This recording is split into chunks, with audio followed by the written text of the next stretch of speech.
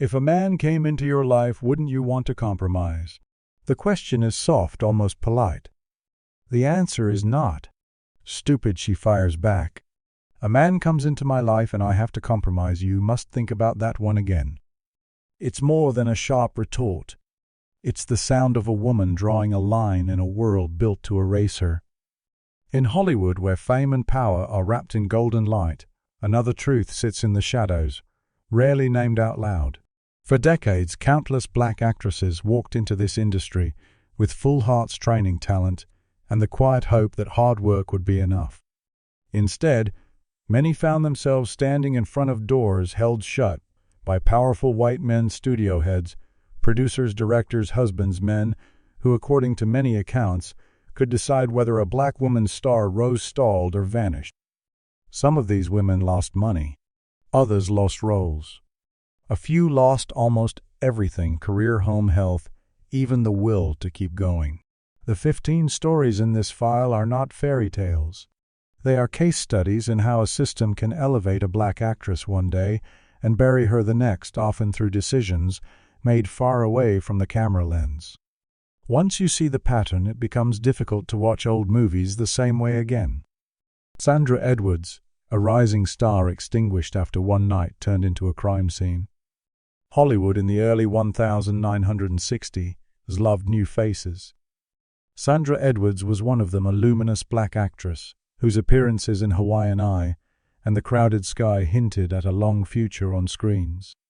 She had presence, agility, and the kind of beauty that made casting directors take notice. For a moment, she looked like a new kind of leading lady. Then came 1961. Sandra married Tom Gilson, a white actor she believed would be her partner, not her downfall. According to later reports, the charming performer quickly revealed another side, one marked by alcohol, volatility, and violence. Behind closed doors, Sandra's life turned into a cycle of fear. It was said that Tom's temper flared most fiercely when money came up. Sandra's income from her acting roles, the pay she had fought for, became a battleground. When she refused to simply hand everything over, the arguments escalated into physical assaults and psychological torment. On the night of October 6, 1962, the situation exploded. Sandra was staying at her sister's home in Venice, California, caring for their 8-month-old son. According to police reports and court testimony, Tom arrived in a rage. Witnesses later described a storm of insults, threats, and violence. He allegedly threatened to kill both Sandra and the baby. Cornered, terrified, and with a child's life at stake, Sandra reached for the only option she believed remained. In the chaos, she fired a gun. Tom Gilson was shot and killed. Legally, the case was treated as self-defense. But Hollywood doesn't operate solely on legal verdicts. It operates on fear and perception. Powerful decision-makers, including producers like Daryl F. Zanuck, according to industry accounts, saw not a vulnerable young mother, but a risk. Contracts that had once seemed secure were quietly shredded. Casting lists that once held her name suddenly didn't. Overnight, Sandra Edwards went from promising actress to person no one wanted to hire. The result was a freefall. With 2 children from a previous marriage to support and bills stacking up, she drifted away from the spotlight. Interviews stopped. Offers evaporated. Her career didn't end with a farewell performance. It simply went dark. In 1964, a lucrative film contract reportedly appeared, a potential lifeline. But there was a condition: her children would need to be sent away to boarding school. Sandra refused. She chose her role as a mother over the fragile possibility of a comeback. With that single decision, the last open door closed. From there, the story fades into years of financial struggle and isolation. She lived far from the sets that had once embraced her, carrying the scars of both domestic terror and an industry that decided she was too complicated to keep. When Sandra Edwards died on June 2, 2017, there were no major retrospectives, no Hollywood tributes. The woman who once stood as a symbol of new possibility for black actresses had been pushed into obscurity, her career permanently rerouted by one man's violence and the system's choice to punish her for surviving it. Billie Holiday, a legendary voice, slowly dismantled by love envy and surveillance. Billie Holiday's voice sounded like truth after midnight, raw, bruised, beautiful. She was one of the most influential singers of the 20th century, and for a brief time she also carried that magic onto the screen, appearing in New Orleans 1947. To audiences, she was the very definition of a star, glamorous, fragile, unforgettable. But offstage her life was haunted by men who wanted control over her career, her body, her choices. One of them was Jimmy Monroe, a white musician whom Billie married in 1941. Their relationship, according to biographers and those who knew her, brought more damage than comfort. It was said that Monroe's jealousy and ambition wrapped themselves around Billie's fame like barbed wire. Accounts from the period suggest that he was physically abusive and exerted heavy psychological pressure, especially as her popularity with white audiences grew. Some sources claim he pushed her toward heroin, feeding both her addiction and his control. Whether every detail can be proven or not, the result was unmistakable. Billie's health and judgment began to erode. The more she lit up stages, the smaller her private world became. After each performance, when applause and spotlights faded, she reportedly returned to a home filled with rage, drugs, and manipulative promises. Her voice might have sounded invincible, but her reality was anything but. In 1947, that long, dangerous slide reached a breaking point. Following what was described as a near-fatal beating, Billie landed in a hospital. While she was still fragile, Monroe is believed to have contacted authorities exposing her drug use. The tip triggered a federal case. Billie Holiday was arrested in Philadelphia. Convicted on narcotics charges, she was sent to prison. When she got out, she discovered that her punishment extended far beyond her sentence. Cabaret laws and licensing rules were used to keep her off the stages that had once worshipped her. In New York, at the very clubs where she had been queen, she was suddenly barred from performing. Hollywood, already wary of outspoken black artists, retreated. Roles disappeared. Opportunities shrank to the smallest corners. Under the combined weight of addiction, surveillance, and structural racism, Billie's career went from brilliant to brittle. By the time she died on July 17, 1959, at just 44 years old, she was reported to have only 70 cents in her bank account. Her hospital room was under police guard. The man who had once been her husband and, according to some sources, a driving force behind her descent, continued working in the industry. Billie, whose voice had once made entire rooms go silent, left this world nearly penniless, her body ravaged, and her freedom long taken. 15, 14, 13. Each story tightens the same knot: personal relationships, intertwined with structural power, leaving little room for escape. Dorothy Dandridge, Hollywood's Oscar darling, undone by powerful men and impossible expectations. Dorothy Dandridge was a miracle in motion. With Carmen Jones, 1954, she became the first black woman nominated for a Best Actress Oscar. On screen, she radiated charisma and vulnerability, the kind of presence that could recalibrate an entire industry. To many, she was proof that the system was finally changing. But from her earliest days in Hollywood, Dorothy was walking through a minefield of racism and exploitation. Opportunities came with invisible strings attached. For every role she secured, there were a dozen others she was told she was too black to play. One of the most influential figures in her life and career was Otto Preminger, the director of Carmen Jones. Their relationship moved beyond professional lines into something more personal and complicated. Preminger, a powerful white filmmaker, was said to have promised Dorothy that he would protect and elevate her. But according to people close to her, his control stretched far beyond the set. He reportedly steered her choices, discouraged certain roles, and made decisions about her image that benefited his vision more than her long-term future. When Dorothy tried to assert herself, to choose parts that reflected her range rather than stereotypes, she allegedly encountered resistance. Attempts to distance herself from him, some accounts suggest, were met with retaliation. Whispers in studio offices quiet warnings that she was difficult. By 1959, after years entangled in this relationship, Dorothy sought a new beginning. She remarried, this time to Jack Dennison, a white nightclub owner. For a moment, it looked like stability. Instead, the spiral deepened.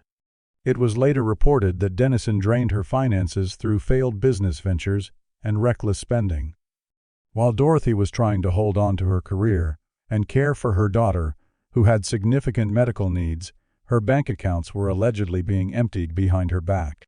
On top of the financial betrayal came emotional devastation, infidelity, coldness, humiliation. The press, never gentle with black women in interracial relationships, pounced. Gossip columns painted her as unstable, overreaching, tragic, rarely as a woman trapped in a system stacked against her. Debt piled up. Offers slowed. Her mental health frayed under the pressure. The woman who had once stood at the pinnacle of Hollywood suddenly faced the reality of bills she couldn't pay and roles she couldn't get.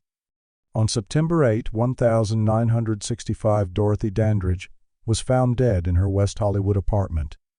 Official reports listed an overdose of barbiturates. Many have described it as a likely suicide. She was 42. Her daughter, still young and vulnerable, was left without her mother. Dorothy's image today is iconic posters, tributes, biopics.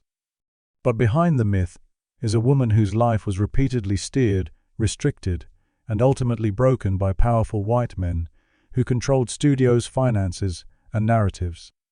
These are not just individual tragedies. They form a pattern.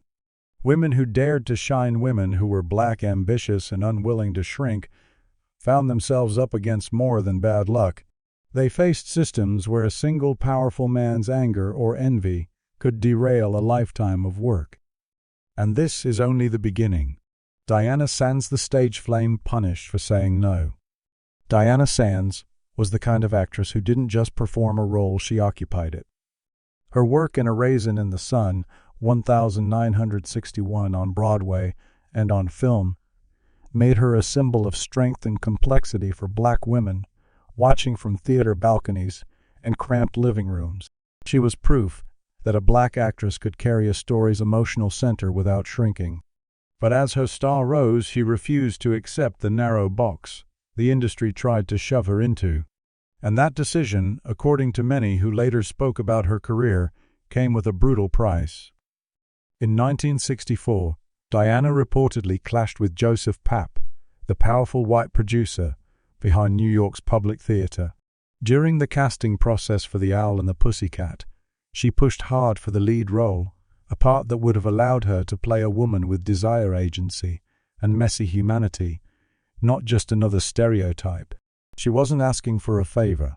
She was asking to be seen. According to those familiar with the situation, Papp did not respond with openness. He allegedly dismissed her demand, branded her difficult, and in a fury moved to shut her out of major projects. Word traveled fast. In an industry where a handful of white men controlled most stages, one powerful producer's anger could become an invisible wall. Offers began to dry up. Directors heard she was trouble.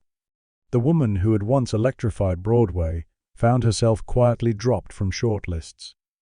Even when she landed film work like The Landlord, 1970, it wasn't enough to rebuild the career she should have had. Behind the dimming spotlight, another threat appeared. In 1972, Diana was diagnosed with lung cancer. The disease moved quickly, and according to reports, her finances were already stretched thin. Years of blocked opportunities had left her without the kind of cushion many white peers enjoyed. Treatment was expensive. Work was scarce. By September 21, 1973, at only 39 years old, Diana Sands was gone. While she lay dying, the theater world she'd once helped energize continued under the same leadership that had pushed her aside. Papp's power remained intact. Diana's story faded into footnote status unless someone insisted on looking closer.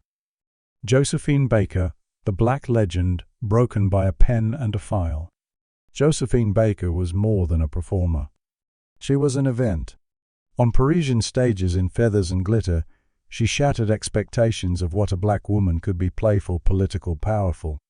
Offstage, she became a symbol of resistance, working with the French resistance and speaking out against racism. In 1951, she returned to the United States with a purpose: to confront segregation head-on and force the country that had once ignored her to finally listen. Instead, she ran straight into the machinery of backlash. In New York, at the Stork Club, she was refused service because of her skin. What might have remained a single ugly incident escalated when Walter Winchell, a famous white columnist with a talent for destruction, reportedly seized the moment. Rather than exposing the discrimination, he turned on Josephine, branding her unpatriotic, dangerous, even suggesting ties to communism. It was said that his words triggered more than public outrage. They drew government eyes. According to declassified records, Josephine came under FBI scrutiny. Files were opened. Allegations unproven and politically convenient followed her every move. The professional cost was devastating. She was quietly blacklisted from major U.S. venues. Film contracts evaporated. The country that should have celebrated her for challenging racism instead treated her like a problem to be removed. Her American career, already fragile, collapsed. Financial strain followed swiftly. With tours canceled and income slashed, she struggled to support the massive Rainbow Tribe family she had built through adoption. Assets were reportedly seized or sold to cover mounting debts. Josephine, who had once been the toast of 2 continents, found herself scrambling to keep the lights on. She fled back to France, the country that had first embraced her. There she rebuilt some of her reputation and found stages that still wanted her. But the wound left by America never fully healed. Hollywood never came back for her. The offers never returned in the way they should have. When Josephine Baker died on April 12, 1975, she remained a legend, but also a cautionary tale about what happens when a black woman dares to confront racism on her own terms in a system that prefers its stars silent. Eartha Kitt, Catwoman, exiled for speaking in the wrong room. Eartha Kitt, with her unmistakable voice and feline elegance, was unforgettable as Catwoman in the 1960s Batman series. She sang, danced, and acted with a kind of fearlessness that could disarm or intimidate depending on who was watching. To many fans, she was pure power, self-possessed, witty, untouchable. But in January 1968, she did something Hollywood never truly forgave. She told the truth in front of a president. Invited to a White House luncheon hosted by Lady Bird Johnson, Eartha found herself in a room where people were expected to smile, nod, and keep dissent polite. When the topic of the Vietnam War arose, she refused to play along. She spoke bluntly about the cost of the conflict, about young lives being wasted, about the pain in American communities. Her words, according to accounts from the time, stunned the room.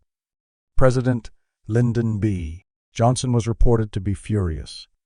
In a system where a handful of men could quietly rearrange careers, that anger mattered. Not long after, a pattern emerged.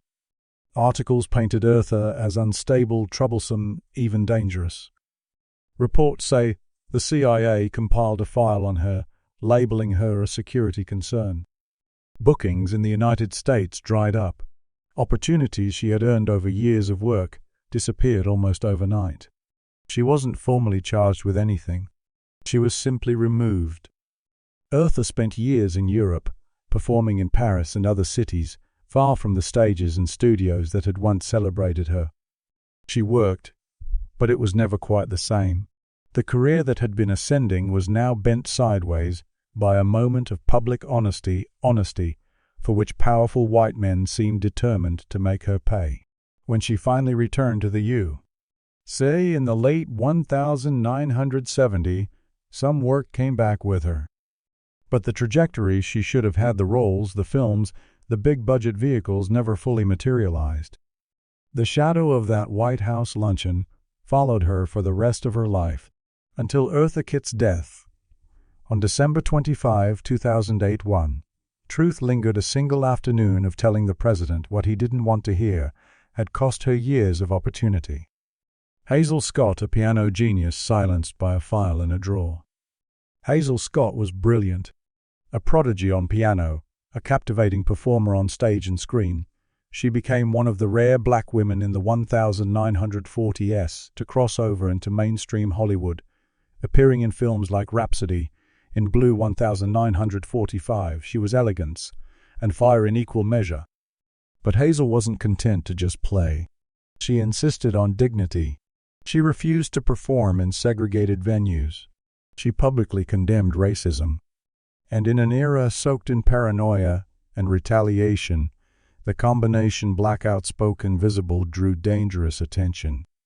In 1950, as anti-communist hysteria peaked, Hazel used her platform to challenge discrimination in the entertainment industry.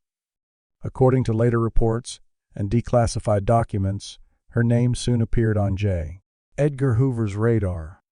The FBI director, notorious for targeting civil rights figures, allegedly added her to an unofficial blacklist, accusing her of communist sympathies without presenting real evidence. The fallout was swift.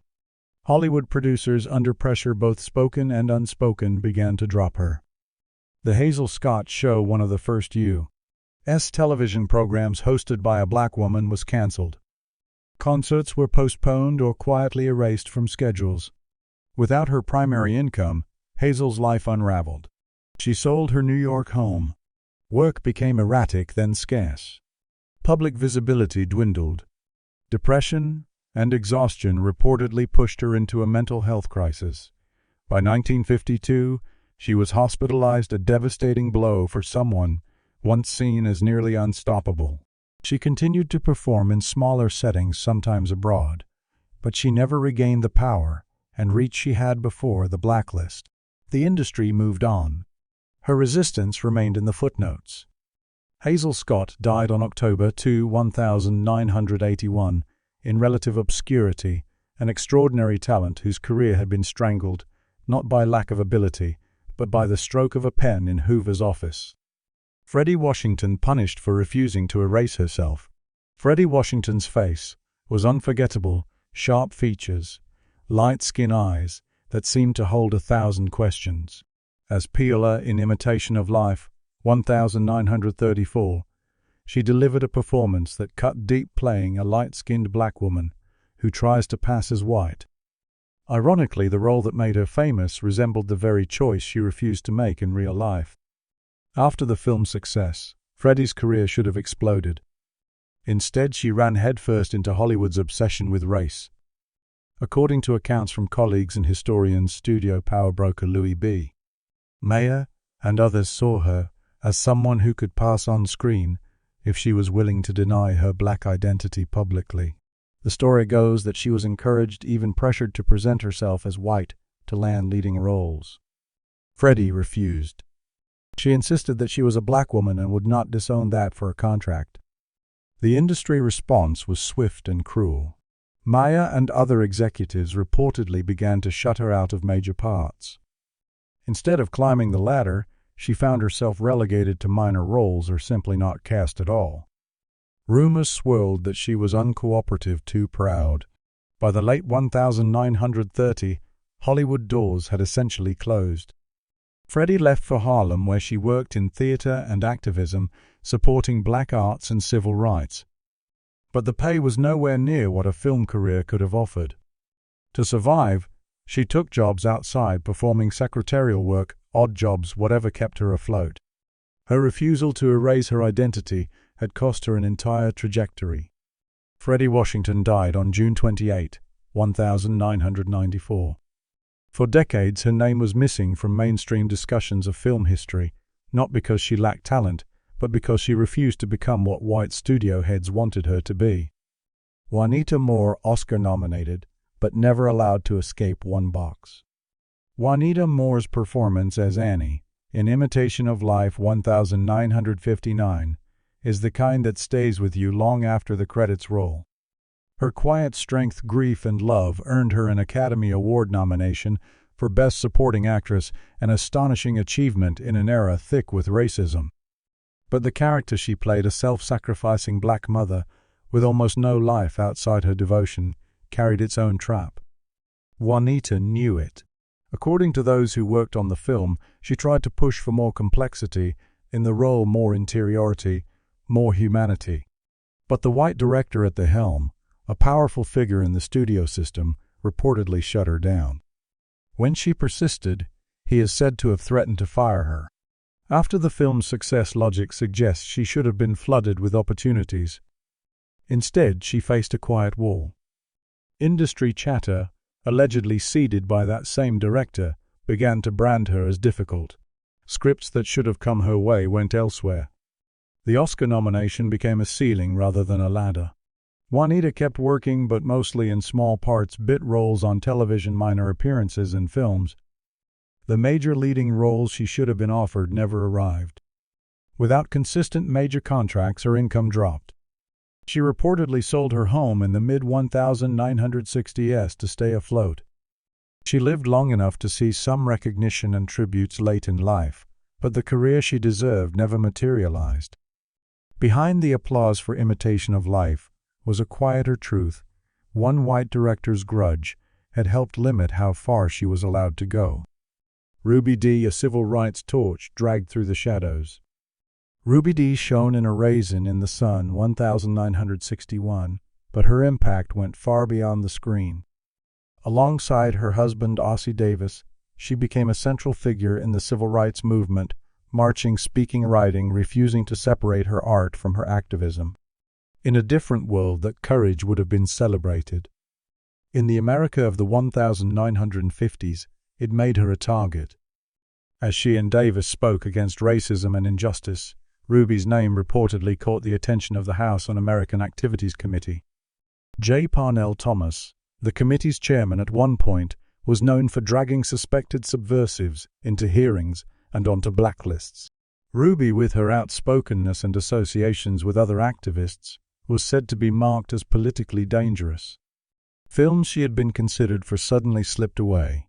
Projects like the Jackie Robinson story, 1950, and other roles linked to mainstream visibility became more difficult to secure. Broadway stages grew cautious. With work shrinking, Ruby and Ossie left the glamour of Hollywood for a modest apartment in Harlem. To survive, they took whatever jobs they could find, odd jobs, low-paying gigs, far removed from the promise of their early careers. The psychological toll was heavy. Years of boycott, suspicion, and financial strain reportedly pushed Ruby into periods of deep depression. She had risked everything to stand for justice, only to be met with closed doors and whispered warnings. She eventually rebuilt parts of her career, especially later in life. Honors and accolades came, but the scars of those early brutal years never